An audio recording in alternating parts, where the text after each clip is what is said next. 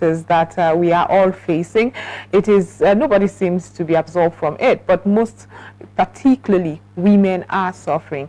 They are the ones who seem to hold the family most in their heart. You know, when the man can, you know, have it in his head, I have to pay school fees, the woman has to do all these calculations. And so when the business or entrepreneurship, because of cultural barriers and several issues that women face, that could be from every aspect. We know, I don't want to sound it too much, it's obvious that we live in a deeply patriarchal society, and sometimes women do not have access to all the things that will help them blossom and thrive in career paths. But we're talking entrepreneurship today. I don't want to seem like a preacher right here, being a women advocate myself, but how can we achieve empowering women through impactful entrepreneurship initiatives and programs? What has happened to several that has been championed from foundations, governments, international agencies? What has been going on? That's the conversation we'll be having today in the studio to do justice to this very important issue of impactful entrepreneurship empowerment programs for women.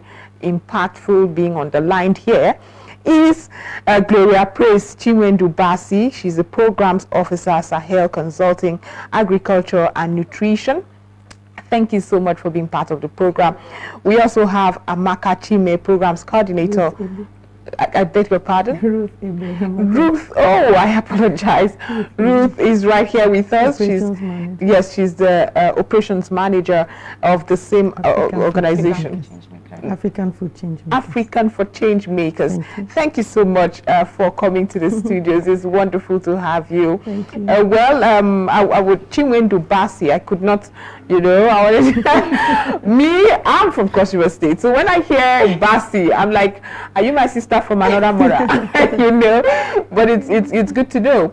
Where do you come from? Thank you very much, Joy. My name is Gloria Praise Basi. Chinwendu, of course, Basi. I'm from Ebonyi State.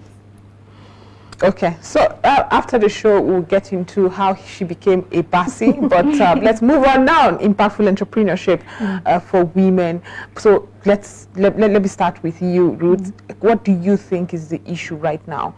When you look at the Nigerian women, it seems like they still struggle in spite of the many conferences and training activities and initiatives and programs that are often organized. Why are we still where we are? Thank you very much for the question about women. But the first thing I would like to say is that we've come a long way. You know, there's a lot of issues that women face, yes, but with the advocacy, with the empowerment, with the programs, there's a lot of improvement going on. And even though sometimes it might seem like it's slow, we are seeing a lot of advancements with the opportunities that are given to women, because kind of like priority is placed on them right now to try to manage the imbalance within the gender imbalance. And so as that priority is pushing towards the direction of women, more women are stepping up, you know, to the plate to say, okay, I want to begin to put to work what I have inside, and then release, bring in that part of into the productivity narrative, bring in their part, because I'd like to see the gender thing like a two-winged plane.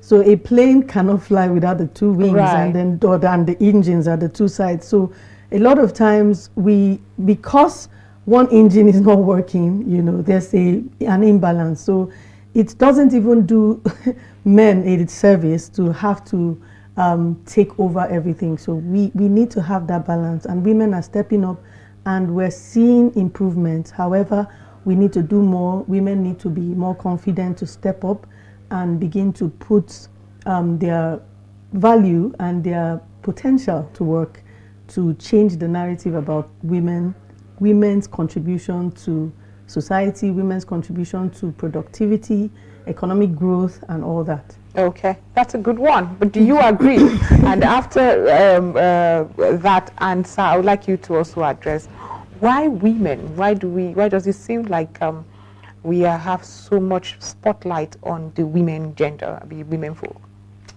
Thank you very much once again for that question. I agree with my colleague here, but I would like to narrow it down to agriculture. Yes. Considering that that's your tough.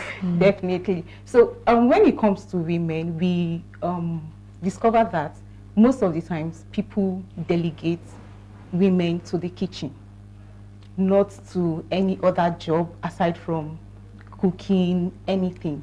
So the focus right now is on women because we need more women to be heard, more women to be seen, more women doing exceptionally well in the agri sector. So let me bring it down to our organization, African Food Changemakers, in a bid to encourage women, have a program we call LAF. It's the Leading African Women in Food Fellowship Program. The essence of that program is to celebrate and amplify the voices of African women in the agri space. So you would think about it when it comes to even agriculture. Women are more into the basic aspects, let's say the planting, the tilling the ground or something like that. But when it comes to the stage, the global stage, we find more men taking up all these roles. Right. So the duty of African Food Changemakers or organizations such as African Food Changemakers is to help these women voices to be heard.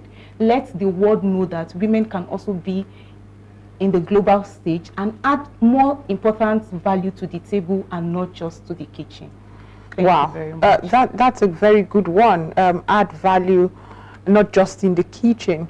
What do you think has been pulling women back? Because it's frightening, really, when you think about women, especially in agriculture, and women in other sectors, really, who have to face tough situations. Our farmers are screaming, there's insecurity. I bet my bottom dollar it has affected more women than we even report about. But beyond that, are there still cultural issues that are still holding women back from thriving?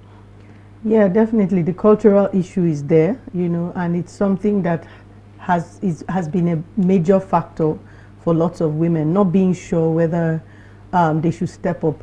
But I know when we speak culturally, a lot of things culturally has changed, even for men. And so women also need to know that cultural bias, yes, is transforming. There are things that are actually changing within the cultural space, because when we talk about advancements, it's not everybody that used to accept some of the things that are accepted now, definitely. Yes. So now it's accepted. But when it comes to women, I think culturally there are factors in some places. But one other thing that is a factor is not being able to see enough women models out there. So there's something about modeling, there's something about representation. And so representation is key. And that's why, like she said, in Africa Food Changemakers, we understand the gap that exists when it comes to representation of women, when it comes to women being relegated, especially in the space that we function in, which is the agri-food space. We see that even chefs, for instance, she's talking about kitchen, women relegated to the kitchen. But when it comes to chefs who are supposed to serve in restaurants and everything, women are not, given those positions. More chefs, there are more male chefs than women chefs. So if we're relegated to the background and we are seen as people who are better at cooking, why wouldn't women be the ones who are chefs? So we can see that when it comes to... And this has seeped into almost everything. So when it comes to visibility, when it comes to recognition, when it comes to being out there, the women are not the first people that are considered. And they also absorb this understanding and absorb this sentiment. And women also tend to draw back. But we found out that representation matters, putting women out there matters, so that other women who are able to see them in that space are able to be encouraged. Through our Leading African Women in Food Fellowship, like she said, we've done a lot of that representation. I'm just coming from our closeout session for this year's cohort that held in Kigali alongside the African Food System Forum in Kigali. And we had one of our fellows from the last cohort be projected on a stage with other chefs. It was the chef's manifesto, and because of the program, because of the visibility that the program gave her. She was identified last year and then invited to the same program she came for last year to be on the stage. And so a lot of ladies, I met with a lot of ladies who were in the program, who are in the agricultural space, who are, hiding, relegated. But when they saw her on the stage, it made an impact in their motivation, in their conviction that, yes, I can also be there. And so that's what this program does for women. So, and the more people who can understand that representation and modeling matters, and, the more women can step up, on stages and, forget their, we have a tendency to be humble, to be modest. Yes, it's important to be modest, but it's also important for us to know that there's something at stake and we need to speak up, we need to show up, we need to add our own value, and we need to make that change so that more people can contribute, more women especially can begin to rise up and step up to what they are capable of and what they have the potential to achieve. Wow. Okay, so let me get to Gloria Praise. What are you doing about it? Because we already know what the issues are. What are we doing about it? What are you doing about it to ensure that these women are confident enough to say, I am worthy to be heard, I am worthy to be seen, and I can also raise another generation of women who are just as confident? Oh, thank you very much once again. So, when I say I represent African for Change Makers. Right. So what we are doing is coming up with different programs that would help sensitize these women, prepare them properly and fit for this stage. So at African for Change Makers, we have different programs, and our major aim is to have gender inclusion in all our programs. We have the program on LAF, the Leading African Women program, that is strictly for women. We have another program on climate, which is BRACE, the Building Resilience Against Climate and Environmental Shocks program. We have 40% women representation in that program. And then we have another program, the Scaling Exports program. We call it SCP for short. It's also targeted towards women. A percentage of the participants is targeted towards women. So as an organization, what we are doing is to ensure that women are included in all of our programs, and also ensure that their capacity are being built to climb up this stage and not be scared about anything that comes with gender, thinking that, oh, I can't do it because I'm a woman, I'm supposed to be relegated to the kitchen or anywhere else but this stage. So what we are doing is advocacy programs, training programs, providing support and resources, and most importantly, a community for these women. Okay. So what would you say that when you do these initiatives, are they often very receptive? And I know that women who have had access to education naturally are often more receptive. They could all tell from the word go the benefits of some of these initiatives, but that's not our target, because we have a larger number who are in urban areas and all that, or rural areas rather, rural areas and all that, and they need all the support they can get. But when you approach them, bearing in mind the many issues they have, challenges, or sometimes having to go back to their husbands for permissions and all, are they often receptive to these initiatives and programs you introduce? So we found that women are receptive, yes, but when it comes to some cultural inhibitions, they could draw back because of those concerns. But part of what we do is to innovate. So instead of us to try to push back over, the cultural, we tend to come in respecting the culture and trying to do a transformative approach, innovative approach. One of the things we do in our sister company Sahel is the initiative of the home garden, because we know that there's a cultural nuance about women not being acceptable for women to be in farms and do all that.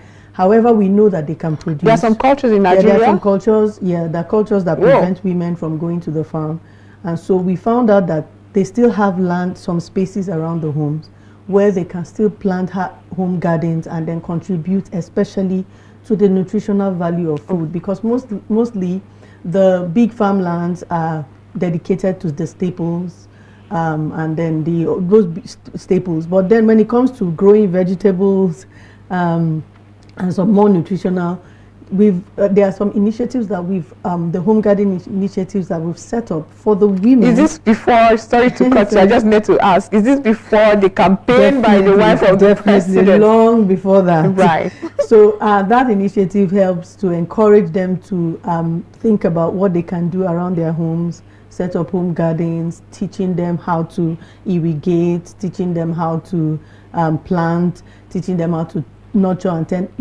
nutrition-rich foods, because particularly the woman is responsible for the nutrition of her home, for the feeding of the home, and then it's important if she knows exactly what to incorporate into the dishes, she's able to feed her family in a more nutritious way, because that's actually another concern when it comes to that we are addressing as an organization, and our sister organizations are addressing nutrition issues when it comes to feeding, when it comes to growing crops. And so through that initiatives, we're bringing women to the fore. So innovatively, we're trying to walk around what is in existence as we try to advocate for change, as we try to advocate for inclusion, as we try to advocate that, look, these women have the ability to contribute to this, so don't keep them aside, and sometimes we even come to the point where we have to pull back from some communities that are really against this, to show that we stand for equity, not just equality, because equity tells us that not everybody is on the same level, not everybody. So equity kind of puts everybody on the same level. So it makes sure that at the end of the day, the outcome, everyone, is evenly, things are evenly distributed based on where you are, not just just share equally, but based on where. So if the disadvantage that women face, it's important for us to, something that in some spaces we call positive bias. For instance, in our programs where we have an allocation that 40% of the people must be women, so you try to ensure that you push this promotion towards women, encourage them. You also highlight the women who have been in the program to be able to for people to be able to see that the benefits of this program, the BRACE program especially, is very key, because the benefit of the program is to help people understand how to adopt climate smart practices in their production, to ensure sustainability and success, in their businesses. So that's why it's important for us to keep pushing and keep making sure that there's equity in the space, the agricultural space, and the benefits that organizations like ours bring to the fore.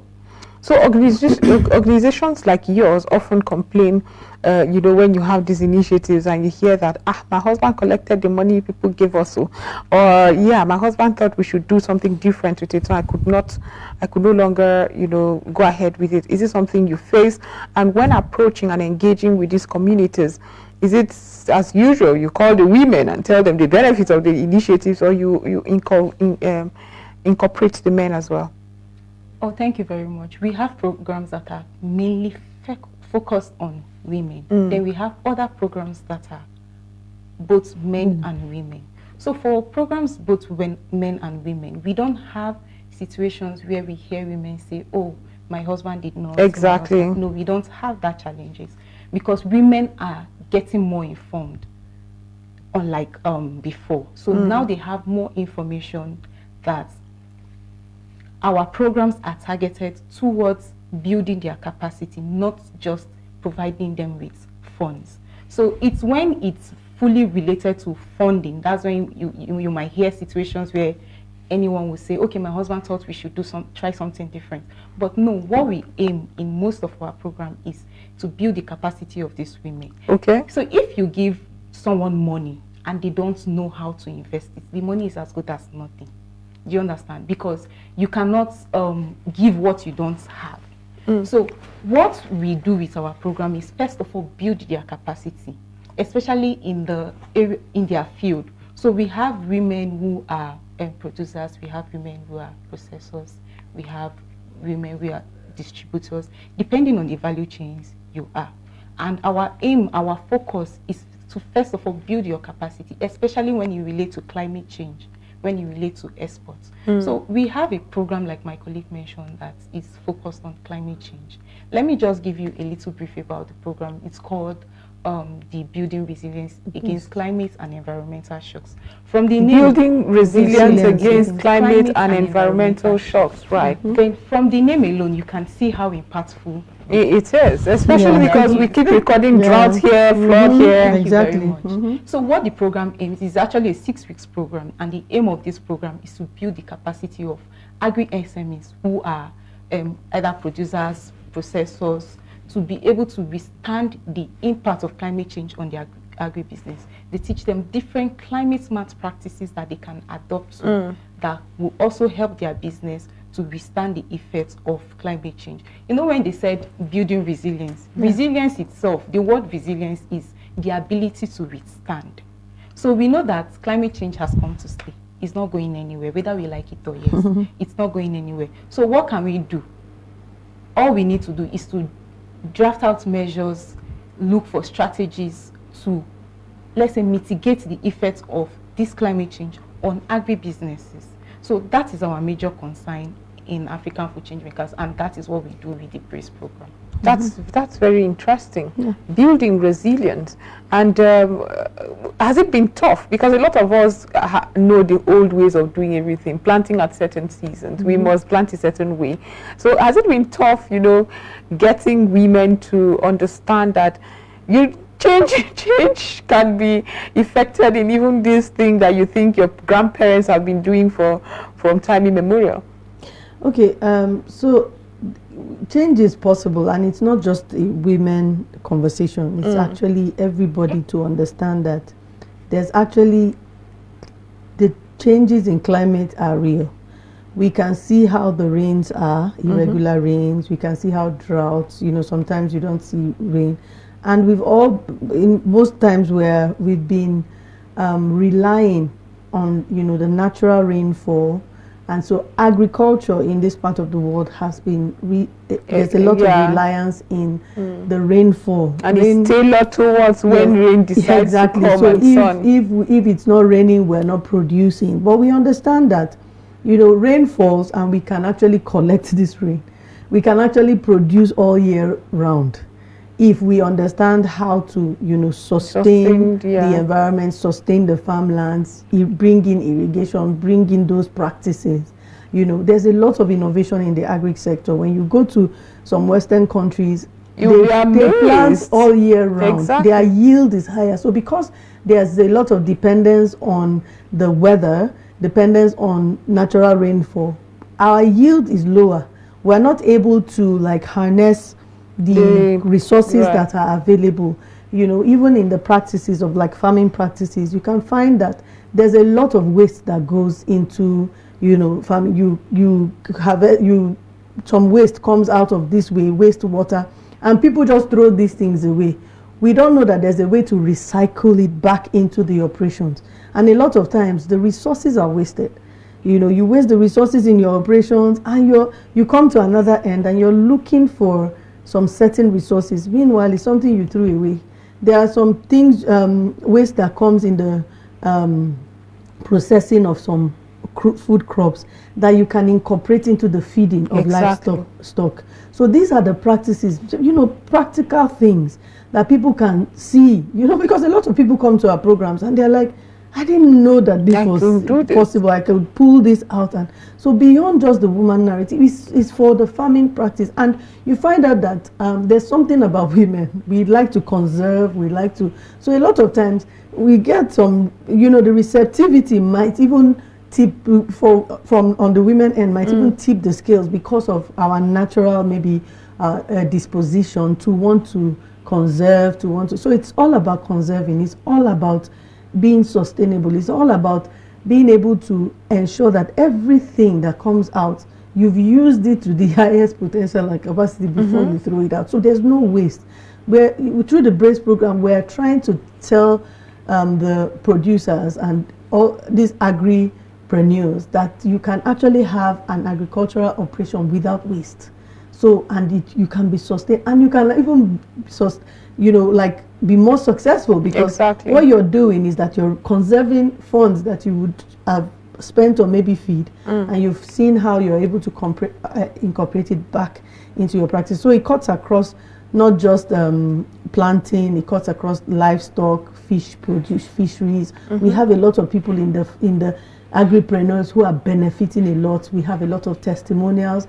They are talking about things that they never knew, and they've through the BRACE program they're able to learn. So we have a lot of women who are benefited, we have a lot of men who are benefited, and a lot of potential for others to benefit. The program is actually, we're taking applications for the program, and it's free. Because that's what I was about to ask. Yeah. I wanted to ask, how can anyone who wants to be part of this participate right now, because I am already interested. Funny thing is, I am a village girl. I love farming. Love to farm. A lot of people do farming. love that. I still do love farming. But when you come to the FCT and you live in certain areas, you can't even have a small garden. You're like, this isn't how I grew up. If there's anything I miss, is going to my father's backyard, and there were vegetables and all of that. So how can one participate in this to be part of it? And is there a clause? Are there certain individuals who are not allowed, who should not even try? Okay, thank you once again for that question. Before I go into that, I would like to add to what my colleague mentioned about waste. And that's because a lot of people are not informed about the impact of climate change, especially on agribusiness.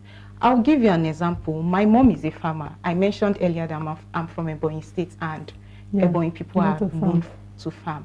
So, by the way, we are fighting with you people. Oh, they cross River State, but let's not bring the fight here. Okay, let's finish.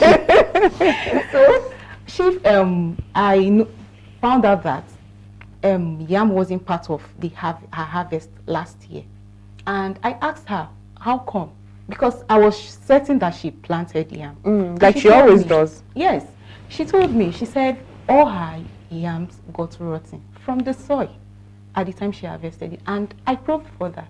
She made mention that she planted using the normal schedule of planting. As farmers, they will know when to plant, when to weed, when to harvest. Unfortunately for her, it didn't rain when it was supposed to rain. So at the time it rained, it was so minimal that it wasn't enough to sustain the crop in the soil. So at the time she harvested, heat had already killed all her crop. Wow. Especially yam. So if she had undergone this program, don't you think she would have more knowledge to be able to withstand what happened to her? She would have gotten different strategies to curb that effect, the effect of whatever destroyed her crop. So that is what the program is focused on. Helping people understand that climate change affects agribusinesses. And it doesn't just stop with agribusiness. So for agribusiness, what did it do to her? It caused crop failure, which is a loss. And as an agribusiness, the next thing it did to her is loss of income. Then for globally, what it will do is food insecurity. So it has an impact. It has an international impact. Thank you very much. So at the end of the day, it's not just to agribusiness. There's a ripple effect. Thank you very much. Everybody eats. Everybody eats. Thank you. So if she was able to make a little positive or good yam out of it, do you think she will sell it cheap? No, of course not. So even if you have your money, the product might be too expensive for you. Like we are already seeing, really. Like we are already seeing. So to apply for the BRACE program, all you have to do is go to our website. You can click on you can type AFC. Let me give them the short so I don't have to stress them. So once you type AFC Hub, AFC, yes. A for apple, F for food, C for carry, dot org, AFCHub.org.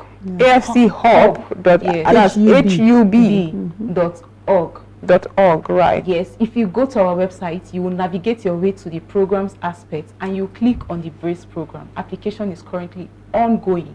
And I'm sorry to inform you that In a few days. we just have few days. And you had to come here when you had few days. Yes. There's so much you and I will have to Because fight I feel about. like there's someone out there that still has to benefit It doesn't from take this long to program. sign up. It So takes doesn't take not more long than 3 to So, months. sign okay, up. so my viewers are listening right now. Remember, you have limited time to sign up for this. You don't have the luxury of time. Yeah. If you want to be part of this program that would open your eyes to several perspectives and potentials in the agricultural sector, now is your time. AFCHub.org is the website to go type it right now and start signing up for the BRACE. program. How is that spelled? BRACE. BRACE. Building resilience against climate and environmental shocks. Right. Okay. Building resilience against climate and environmental shocks. BRACE program. That's what you would sign up for. Is somebody like me also eligible? Are you in the agri sector? Would be my I first am. question. Believe it or not, I am. I'm not just one who reminisce on it. I own. I don't want to. I do have a farm, and I do have a pond, a fish pond, one that has the capacity of as much as 2,000 fish. So while it's still small, I'm excited, and I always say it here on air. In fact, some of my viewers afterwards will send me messages to say, "Yeah, an agro journalist." I'm like, yes, I am, and everyone should key into this. So, do we need to have a certain amount of farm, a large farm scale, or does good intention count? So it's a capacity building program, and it's open for anyone within the agri food space, so that you can understand these things. We actually open it for entrepreneurs. We're focused on at Africa Food Changemakers. Actually, our commitment is to agri-food entrepreneurs, because we believe they are the lifeblood of the food ecosystem. We know that if they are equipped with the right practices, with the right knowledge, resources, capacity building resources, business development opportunities, they are able to leverage, their operations, leverage this understanding, these opportunities to grow and scale their businesses. And that's actually why we believe that we need to make this commitment to them, because when they scale these businesses, it impacts society, it impacts the food security issue. And so we call on we have these programs, the Scaling Export Program, the BRACE program, the Leading African Women in Food Fellowship program. These programs are all directed towards empowering entrepreneurs, male and female, to start to scale successful agribusinesses. So we provide these programs, like we have explained through the BRACE program. We also provide other resources in the hub. So if you notice, it's African Food Changemakers Hub, AFCHub.org. So we have a hub where these entrepreneurs can sign up. So you're signing up for a BRACE program. You can also, in the same breath, sign up as an entrepreneur into our hub. And on that hub, you're able to get the resources you need at your fingertips. Basically, it's at your fingertips. Trade linkages, peer-to-peer support, a community of support, because that's one thing that entrepreneurs lack. Many times they are functioning in silos, so you're struggling with your business. There's something you just don't know, and so through the program, we're feeding you with the knowledge and the capacity and the competencies you require. Then through the hub, you are actually also have access to engage with other entrepreneurs who have been through the program, who are in other programs, who are operating in their businesses, who are also going through these challenges, who have overcome these challenges, and there's peer-to-peer support. So there's no loss in joining the program. There's no loss in signing up for the hub. So we're calling on Nigerian agripreneurs, African agripreneurs, to sign up. This is something that is really beneficial. A lot of people don't know, and that's why we're here talking about it, so that more people can understand that these things are available, and then they can have it in one place. Because you might be going around looking for it, but it's in one place where you can access all the resources, all the information, even the people, the community especially, that you need. So the BRACE program, this BRACE program is key. is key for everyone functioning. And what you asked me is who do you want to be. So it's open to it, but we're focused on agripreneurs who are running this business because we want them to begin to put those things to practice. So agribusinesses are everywhere, including people who are doing it by the side. Sign up. Gloria Praise will talk more about eligibility. I would like to hear more about the eligibility because I'm sure people listening to us want to know. Exactly. I can join. Who else can join and all of that? So just like she mentioned, you just have to be in the agri space. Yeah. You could be in the production value chain, processing value chain, and those in the distribution value chain are not even left out. Yeah. You might say, what is my business? I'm not farming. I'm not processing anything. I'm just distributing. But you are part of climate actually affects supply chain, supply chain and logistics. There's a dimension where climate can impact supply chain. So that's why distributors are also involved in that conversation, so they can understand, how to bring in the sustainability aspect into the practice of distribution and logistics. So it's key. So distribution does not necessarily mean moving the products from one place to another. There is also an aspect called storage. Exactly. The cold chain that must be maintained. If you are not aware, perishable goods will destroy even before it gets to the final consumer. That's true. So that is what the BRACE program is about. It caters for both the distributors, so that somebody will not be dragging you somewhere. I gave you my goods in good condition. Exactly. So it caters for everyone regardless of your value chain, provided you are in the agri space. When sometimes I think about the agri space, like I said, I'm a village girl, and it excites me, and I'm like, why then are we hungry? We have no business being hungry. I think I should ask you that question. Why are we then still hungry? There's so much. The value chain is endless. If you pick one, say the fish, for instance, the value chain is endless for it. There's those who ensure feeds.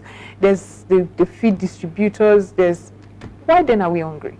Okay, so like we said, I know you're trying to avoid being political, but go ahead. No. Like we said, we'll avoid all the political discussions because we believe that, everything is in our hands. We can't push the responsibility to any other person. So let's focus on what we can control and what we have responsibility for. So when it comes to this, it's usually the aspect of waste because our operations are not well integrated, organized. So it's organizing all the factors, all the players in the value chain. It's not just having a value chain, for instance. It's being able to organize, because if we're more organized in the value chain, then the production is integrated, the supply is integrated. Just imagine, like I talked about earlier, the functioning in silos increases costs, contributes to waste because what you could have done together, you're doing single-handedly, and so somebody is moving products from one place to the other. Another person is moving products from one place to the other. This person might have a half.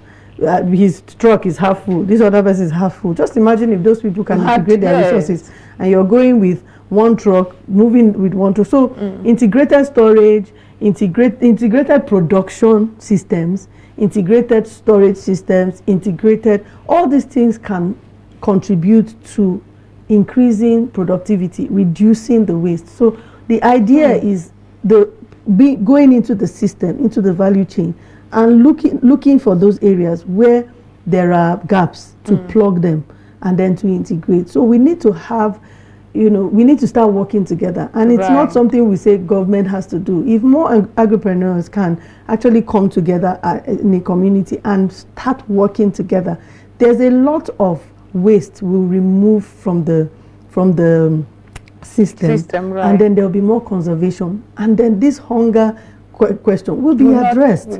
So we need to look at exactly what the issue is and then nip it at the bud where it is. And that's why we're building this community. That's why we always push for community. That's why we always push that, look, we can actually work together. We can work together. That's what we're doing in Africa Food Changemakers. We have people who have come into the hub and they've discovered themselves, And someone is trying to source, they are sourcing together. Exactly. Someone is trying to produce, they are producing together. And it's easy to also find driving, yes, food has what you exactly. need. So you're driving down the costs of your production, you're increasing your yield, and then the hunger With issue less is stress. yes. So the hunger. So we are actually addressing the situation because we know it's possible that these people can come together and work together, and so we're not waiting for anybody to do it. And let's rise up, let's come together, let's address this, and we can change it. And that's why we're called African Food Change Makers, because we believe that you can change these entrepreneurs, they are visionary, they are resilient. You know, because to have a business right now in Nigeria or in Africa and to run that business, it takes courage. And these are the people who are right there in the middle doing that. They need to be empowered, they need to be encouraged. And so we're doing everything to ensure that all the resources they need, all the opportunities they need, all the support they need, the collaborations they need is provided through the African Food Change Makers Hub, and give them that opportunity to begin to scale their businesses, and then we can address this, you know, organically. Right. Right.